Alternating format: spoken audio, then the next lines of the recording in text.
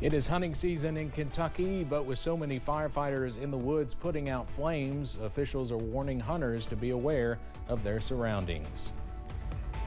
A new higher ground community could help one small town in more ways than one. How Neon's current and future residents could benefit. Plus, we are giving you the first alert for that next rainmaker. Those details coming up as Mountain News at 6 starts now.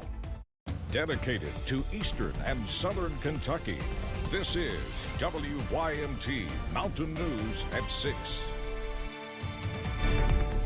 We have entered another work week with dry weather, and fire crews are still out working to put out forest fires. As of this morning, nearly 27,000 acres have burned, and officials are still warning folks to be alert, especially now in the middle of hunting season. WYMT's Olivia Calfee spoke with experts at the Kentucky Division of Forestry about why hunting and a forest fire might pose additional risks.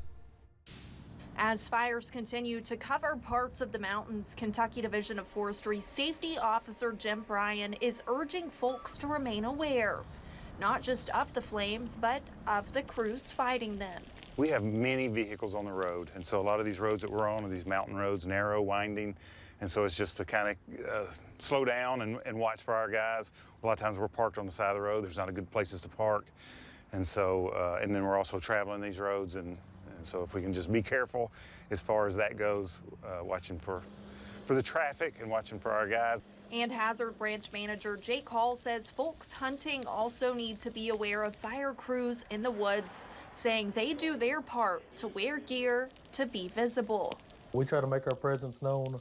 We're pretty easy to spot in our bright yellow shirts, and we usually have a scout if we're going to go through an area of, that maybe there's not a fire, but we're using it to access a burned area. Just try to make sure we've got a loud presence and people notice the trucks and the lights and sirens. With out-of-state crews still headed in to help, Bryan says people need to continue following burn bans and remaining cautious. Just be cautious of this rain, and a lot of times people feel like we've had some rain, hey, I can go out and burn that brush pile or something like that. And really you can't, unless we get a couple inches of rain or so. These fires will be popping back up in just a day or two. In Hazard, Olivia Calfee, WYMT Mountain News. For the latest active and contained fire counts, you can go to our website, WYMT.com. Police say a couple found a Georgia man inside a house they recently purchased. When officers arrived at the Monticello home, they reportedly found 31-year-old Samuel Haynes of Columbus, Georgia, had broken into the house through a rear door and appeared to be getting ready to live there. Police found food, an air mattress, and a shopping cart, all stolen from a local Walmart inside the home. Haynes was arrested and charged with burglary. One man and two women were arrested after a traffic stop in McCreary County. Police asked the driver, 38-year-old Denny Doherty of Winfield, Tennessee, for a field sobriety test.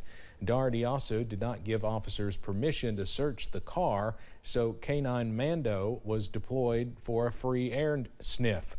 The dog then alerted to drugs inside. 34-year-old Casey Torres, 56-year-old and Brenda Stevens, both of Somerset, were discovered reportedly having active warrants on them.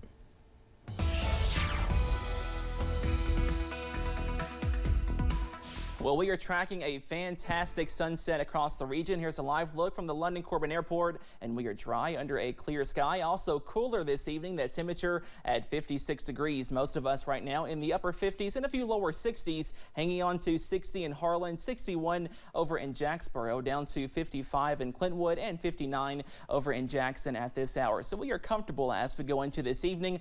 Up on first alert pinpoint Doppler, we are dry as a bone, and that will also continue into this evening as well. But we are tracking a cold front that is draped over the Commonwealth right now. So you may be wondering, usually when we have a cold front, we have some showers, but check out our dew points. The air is so dry right now. Dew points in the upper 20s and lower 30s. So that means the atmosphere is very, very dry, and that will continue not only into tonight, but also into your Tuesday, Wednesday, Thursday. But Steve, some good news, some showers on. You're watching WYMT.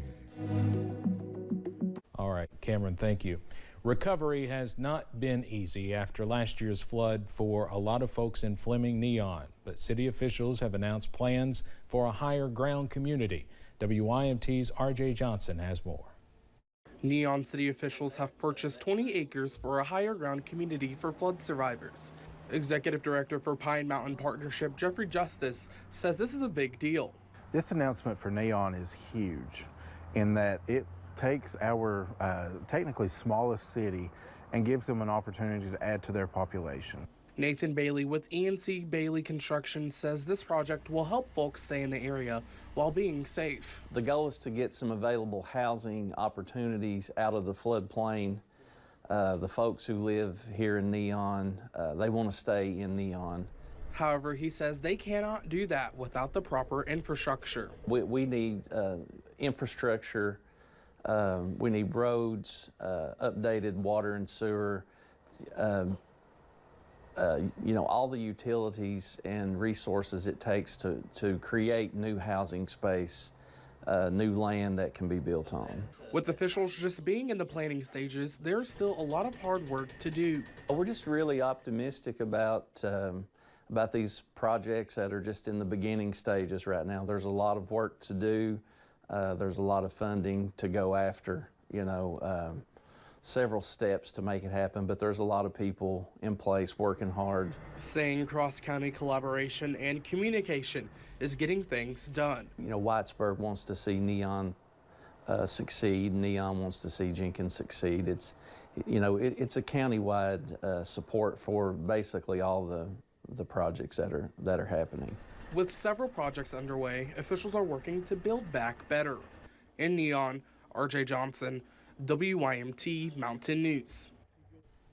Nathan says this could not be done without all the hard work of Fleming Neon Mayor Ricky Burke. The Isem Day Festival in Letcher County will receive $75,000 from the Kentucky Department of Agriculture. The money is part of the local agricultural fairs program.